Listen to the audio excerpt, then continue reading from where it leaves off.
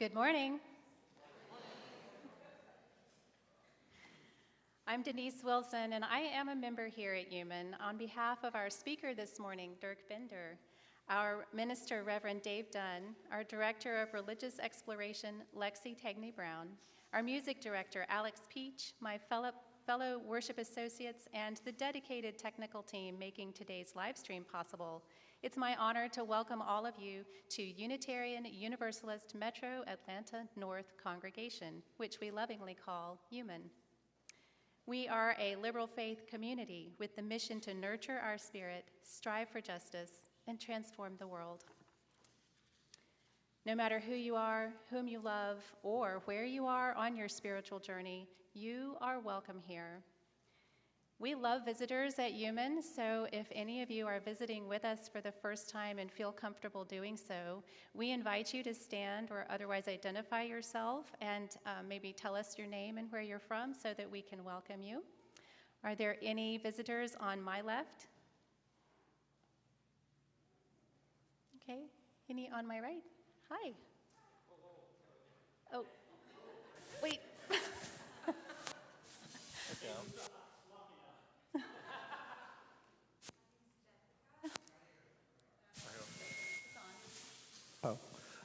My name is Eric Espinoza, and my wife. We have our two girls, Olivia and Cecilia. Okay. The daughter, B. Welcome. Thank you.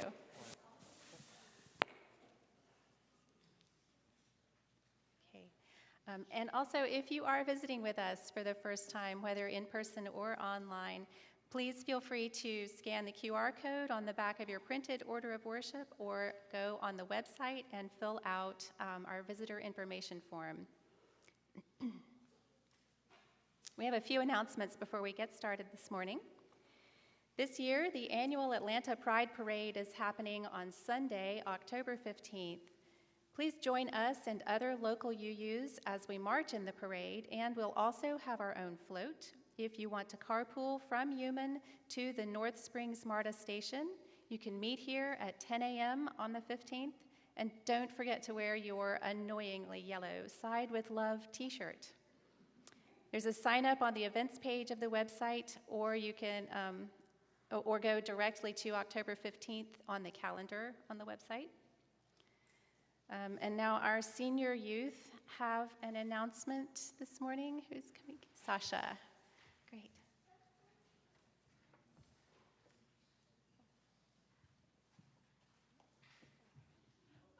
I'm Sasha. I'm Emmy. And the senior youth, so basically we're hosting an autumn festival for the youth from October 29th from 11:30 to 2:30, and this is what we need from you.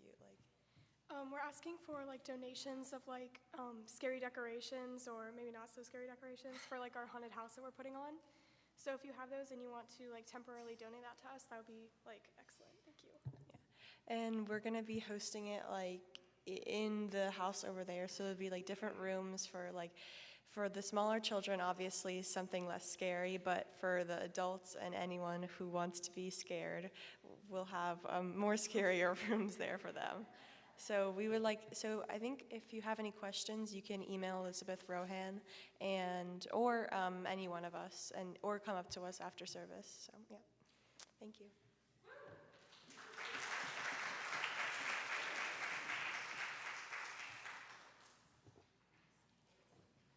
Okay. We have a call for storytellers, the last call for storytellers. The night of Friday, October 27, will be a night of stories and poetry around a fire at UUMAN. Stories to live by, stories to entertain and fortify us for the darker days of winter. Please contact Gus Haydorn for more information. UU 101 is being held today and October 8th during second hour from 11:15 until about 1 p.m., which is your chance to learn more about UUism and UUMAN and how to become a member of this congregation.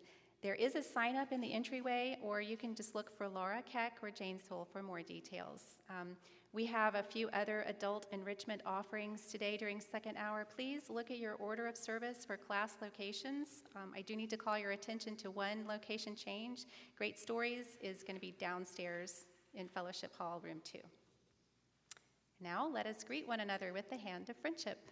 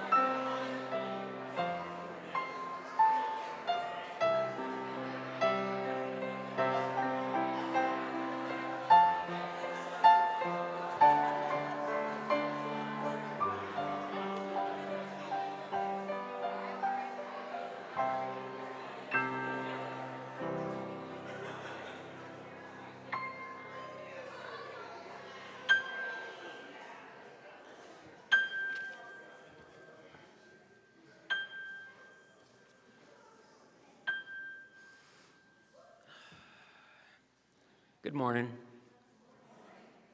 Today's call to worship is called The Great Teachers in Life. Let me say that again. The Great Teachers in Life by Jason Cook. We seekers are on a quest to discover truth and meaning. Sometimes we think we've found it, wrapped up glimmering with newness, straight off the intellectual assembly line.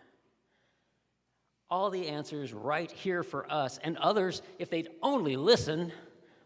But truth has a way of coming in disguise, sometimes wearing rags and sometimes finery, but so often cloaked from our immediate sight.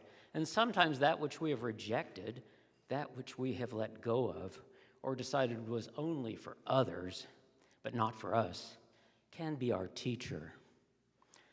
Let our time of worship be an acknowledgement of the never-ending journey toward truth and meaning, and our appreciation of those we learn from along the way. Come, let us worship together.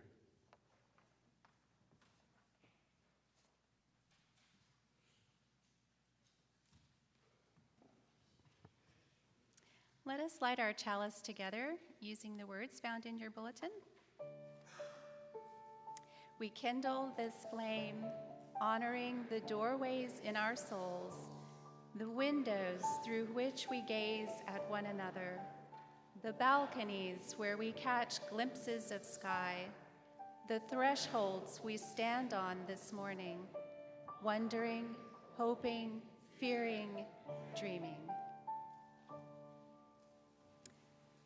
Our opening hymn this morning is number 168, found in your hardback hymn book. Alex will play through one verse entirely before we join in singing. Please stand as you're willing and able and join in the singing.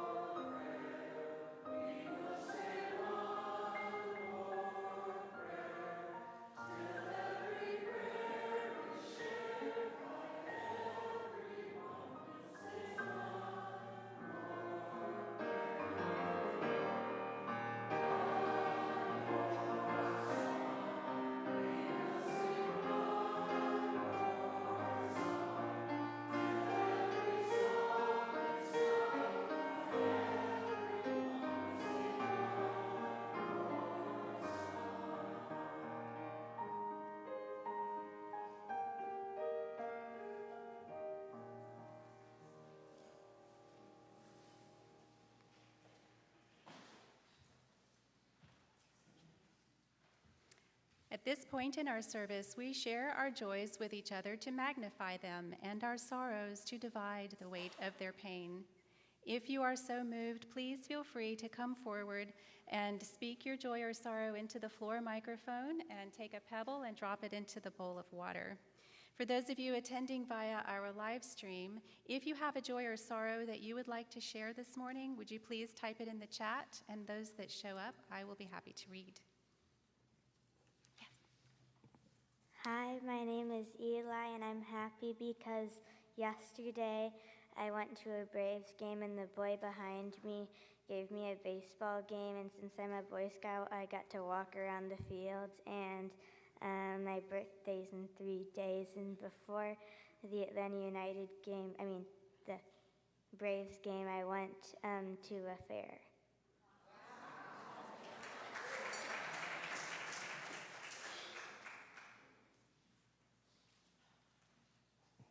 Hi, my name is Robin Day. I'm a member of this congregation, and I'm just here on behalf of Tanya Romain because I went to visit her on Thursday, and she asked me to let you all know that she's thinking of you. She's just not quite ready to come back yet, but she said the support that she's getting from this congregation is invaluable.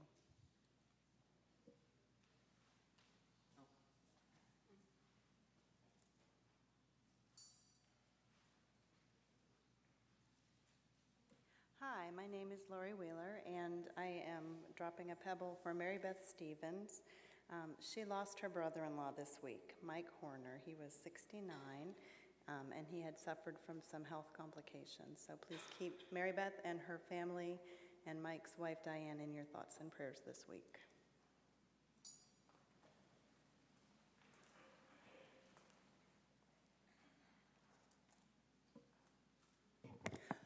Hi, I'm Paula Watson.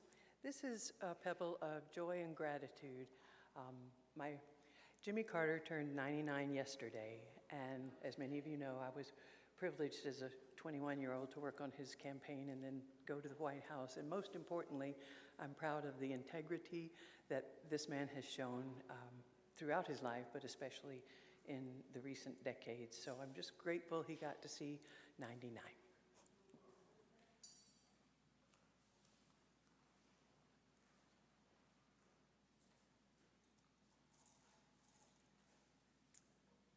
My only joy is that I got to celebrate my birthday yesterday.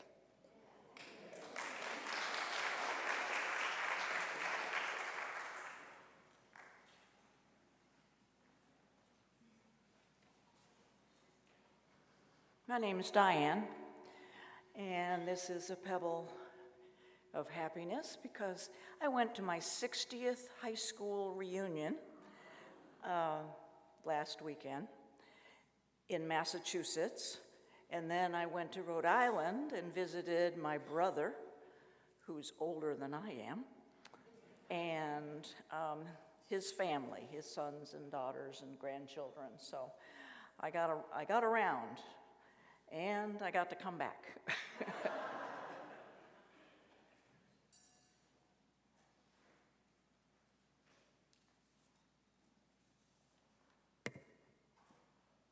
And now I'll drop one final pebble for all those joys and sorrows still too tender to escape our hearts. Let us keep one another in our thoughts for the coming week.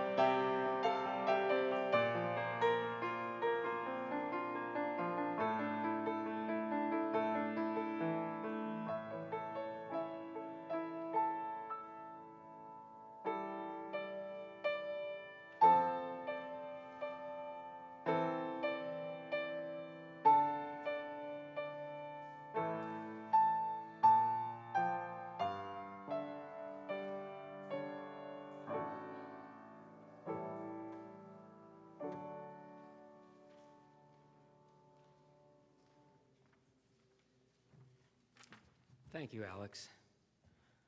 Today's reading is from BuzzFeed News, July 26, 2018. An unknown person untied a yacht owned by the family of billionaire education secretary Betsy DeVos from its dock in Huron, Ohio this past weekend, according to the Huron Police Department.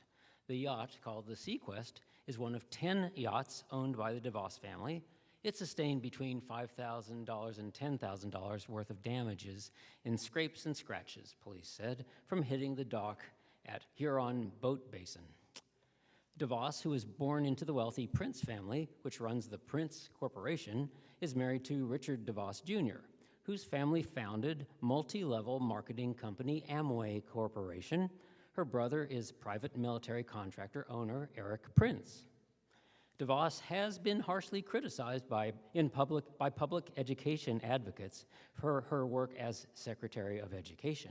In this role, she's slashed student debt relief, rolled back rules designed to help students defrauded by colleges, rescinded protections for transgender students, and stated her support for policy to direct federal funds away from traditional public schools and into charter schools, private schools, religious schools, and online charter education.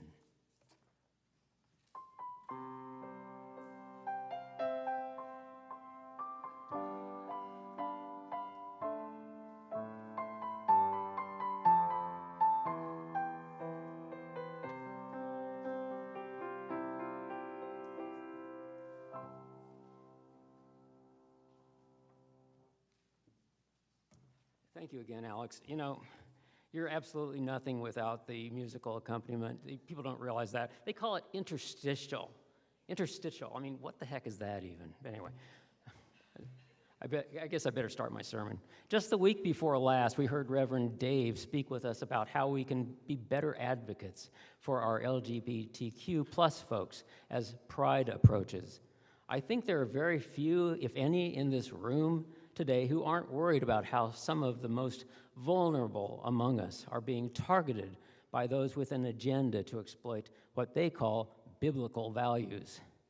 And as Dave quite rightly pointed out, even within the context of adherence to those holy books, these people are, and there's really no other way to put it, these people are just plain lying. And clearly they don't much care because they've got their eyes on their prize.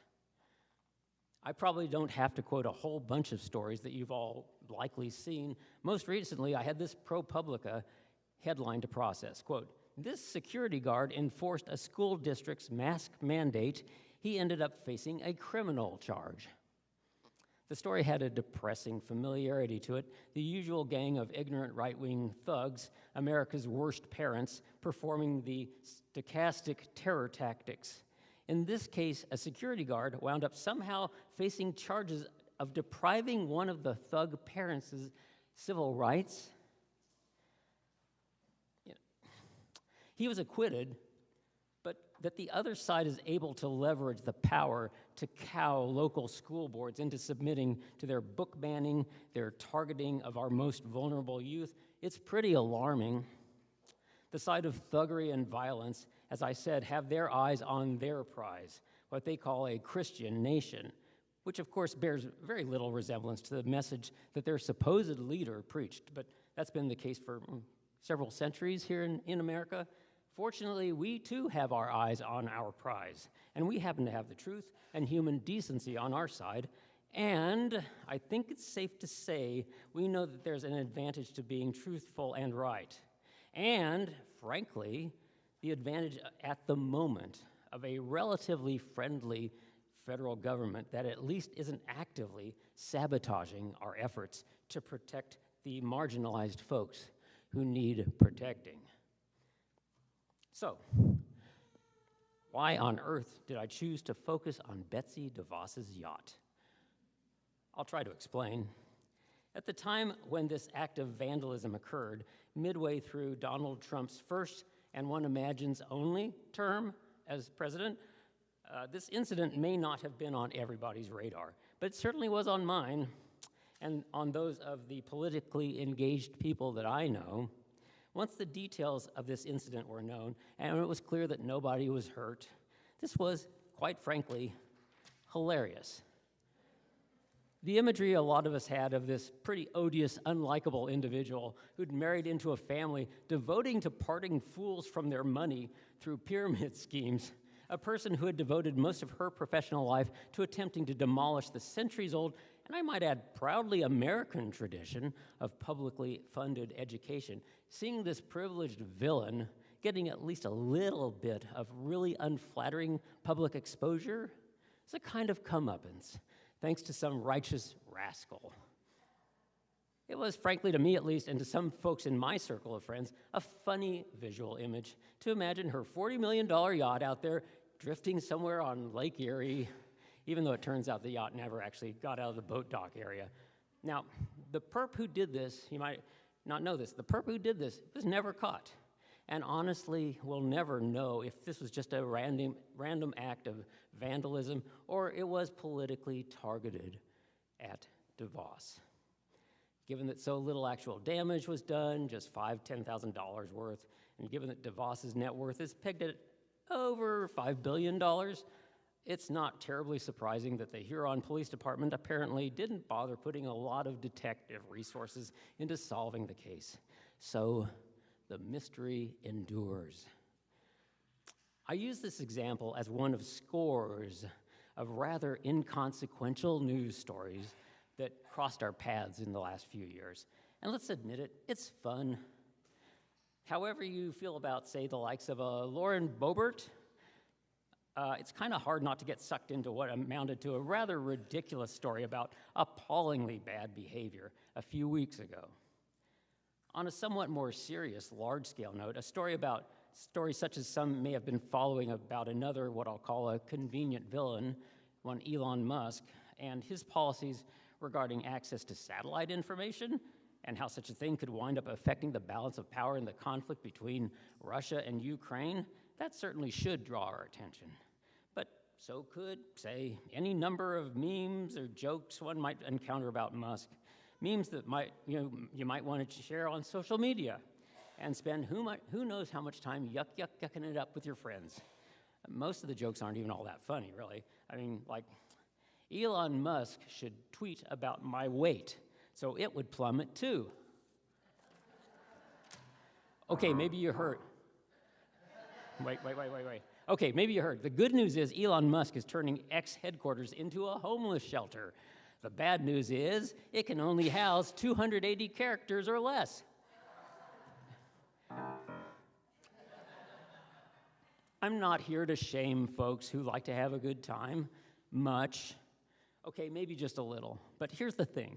Back to the subject of education and how the efforts of a DeVos or any number of prominent Christian, and yes, I do unapologetically use bunny ear quotes, Christian conservatives, people who have followed in Michael Ferris's footsteps, who have been advocating for the use of tax dollars towards school vouchers that could be used for religious schools programs. It's kind of important to focus on just what we are willing to do to ensure that our public schools are properly funded and not see our funds siphoned off by people with an agenda that is frankly harmful to society at large. What are we willing to do? What can we do? A few years ago, a friend told me of a conversation he'd had with someone who had a very serious problem with his decision to take a perfectly legal property tax exemption. This property tax exemption erases the obligation to pay school taxes that he qualified for because he is of an age to do it. He turned 65. Now, without getting into the weeds of how my friend justified this decision, I'll just say at the outset, the explanation, hey, I'm doing this because I need the money. Seems like a perfectly justifiable reason. No further explanation is really necessary. But ever since I've had this ethical question buzzing around in the back of my noggin, what if, just asking here, what if those who don't necessarily need the money, however one might define need in this case, what if they decided en masse not to take this exemption when they turn 65? What kind of financial effect would it even have on, say, the county that I live in? Finding the answer to that question turned out to be a little tougher than I thought, but I have got some idea. now that I've made some calls and written some emails to my local county tax commissioner. Now, I live in Gwinnett. We live in Gwinnett. Our so-called L5A exemption for people 65 and older, it is means tested, meaning that above what I'd say is an upper middle class annual income is exempted. So those who do qualify, who are permitted to keep the money they'd formerly had to pay for local school taxes, aren't really all that well off to begin with.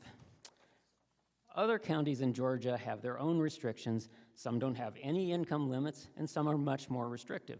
I'm just speaking for Gwinnett. And by the way, I did just turn 65, so the exemption is something we could likely receive ourselves were we to apply for it next year. So this is not all purely academic for us. Now for some funding information. I realize this is where people's eyes might glaze over, so I'll try to be brief. But in Gwinnett, a total of $6.8 billion of assessed value is exempted from paying school taxes. This is from a total of a little over 43,000 households that are taking the exemption. And doing the math, that comes to a pretty modest assessed value of $158,000 per house. That's less than half the median home value in Gwinnett County, which is about $400,000. Now, yes, of course, assessed value versus actual resale value are two different things, but you get the idea. The folks taking this deduction certainly appear to be the sort who can say, without feeling too guilty, hey, we need the money. So given the modest means of the people involved and the overall, now it's going to be $3 billion annual school budget for Gwinnett County for the 2024 year, $3 billion annual school budget not being affected much by this shortfall, yeah, it's not the best application of my time and trouble trying to convince these folks to refuse to take an exemption that the county actually encourages them to take. But here's something that the exercise did teach me, and it's something I'll hope to leave you all with as well. As far as I've been able to ascertain with the research I've done, America is the only representative democracy of the sort we tend to call industrialized nation that funds its public schools the way we do, with such a large share coming from very local property taxes. Whether we're talking about the European Union nations or Japan or Korea, it is much more of a top-down or provincial-down funding taking place in these nations. One has to look to a much less well-off nation, the Philippines, to see similar burdens placed at the individual, local level, by the way. I learned that fully half of the Philippines' funding comes from individuals rather than the government in that nation. But back to how it's done in these wealthier nations, who enjoy the kind of standard of living that we do, if not better. Again, the funding is coming from shared resources from what one might think of as the top, although it may be at what we call sometimes the state or provincial level. Not the sort of thing we have in the USA, where the lion's share of funding is from local property taxes. Nationwide, the figure is a staggering 81%. Interestingly, in Georgia, it's not quite that massive a percentage. It's actually a little less than half. But still, that's a lot, and still likely plays a huge role in the sort of inequities we see between the haves and have-nots in the schools and the cities around us. And as far as I can tell, the inequities that result from individual cities being starved for property tax funding, resulting in schools that are genuinely hurting for needed maintenance, salaries for qualified staff, and so forth. I take no pleasure in saying this, but folks, these inequities, they're not a bug. They're a feature. They're a feature. They enable the folks who move to the best communities and send their kids to the best schools to wall off their communities. Okay, our communities. Enabling us to peek out from time to time for a look at those poor inner city school kids and say, oh dear, what a shame. And they enable those folks, us folks, not to really do jack to change the status quo. Well, we can change it. People have the power. We can, at minimum, make our elected officials know that we are not okay with this system. Just because it seems it's always been that way doesn't mean it's got to stay that way. A friend who was born and grew up in Sweden, who once worked at a Saab factory, but came here, he moved to South Florida, and then settled in Georgia after graduating from Georgia Tech, weighed in when I recently asked him to put in writing how he saw our educational inequity versus what he sees in his old homeland, which he still visits every year. And I quote, "I have cleaned it up a little bit." Quote, "I just flew back from Sweden on Monday from a 6-week stay over there, so allow me to illustrate with this quote that I read in one of the papers when I was over there. She's a school teacher, so she makes good money." I could possibly rest my case right there. I think America is a mess in comparison. In fact, I could almost write a book about how screwed up I think it to be. To your question about funding schools through property taxes, I find that absolutely asinine, and I got my schooling on that in South Florida.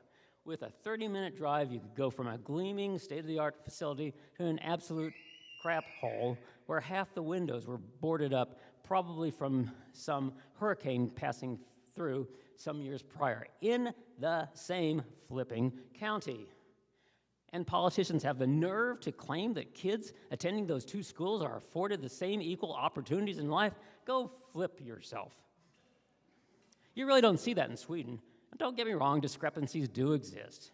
I'm sure you could find some crappy schools without looking too hard, but that's more a reflection on the high crime neighborhoods they serve, not funding levels, and there is a problem with crime, gang-related mostly, which is a whole nother story, end quote. Anyone think that's an exaggeration about the inequities here in the richest, most powerful nation ever on earth? Granted, I am focusing somewhat myopically on our funding of education, and by doing so, I guess I'm falling into the trap of imagining that our schools should shoulder the burdens imposed by a cruel economic system, that schools should exist to prop up kids and keep them healthy enough to serve as obedient laborers for the machine. I guess that's another sermon for another day. Actually, I think that Dave just gave that sermon last week. Anyway, still, this is an enormously important funding component, and it's critical that we address what I feel is absolutely a flawed funding mechanism. I do not imagine I have all the answers. No, I think that this funding mechanism is the key that unlocks all the doors to happiness and provides prancing unicorns for everyone. Okay? But it certainly seems to be a root cause that needs attention. Attention that needs to be brought to our elected officials, to people who hold the purse strings. And focusing our attention on this, rather than shiny objects, it's a start.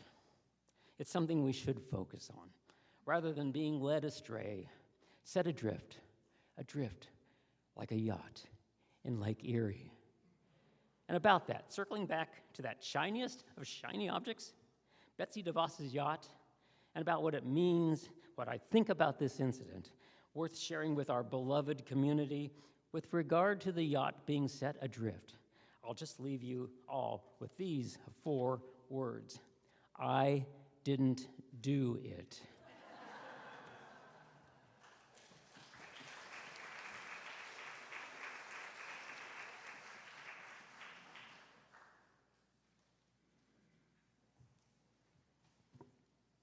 Thank you so much, Dirk. In an effort to fulfill and further the vision and mission of this congregation, we ask our members and friends to share their time, treasure, and talents. And with this, we will now take the offering, passing the basket, and you may also give using the Givelify app.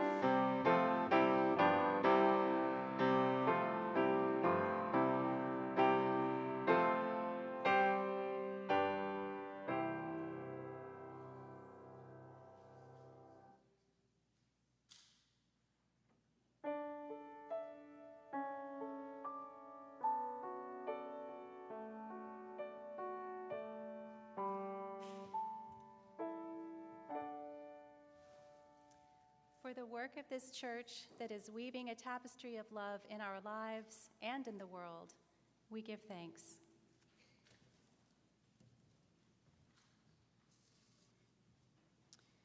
And now, if you will please turn in your gray hymn book to number 162. Stand and join in singing as you're willing and able. Alex will give us one whole run through first, and then we'll sing.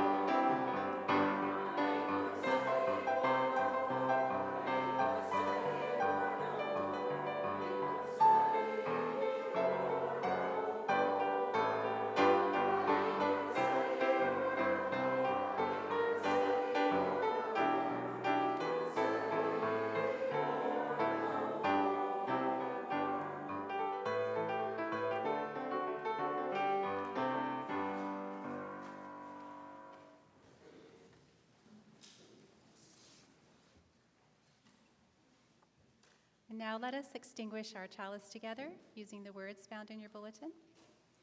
We extinguish this flame, but not the light of truth, the warmth of community, or the fire of commitment. These we carry in our hearts until we are together again.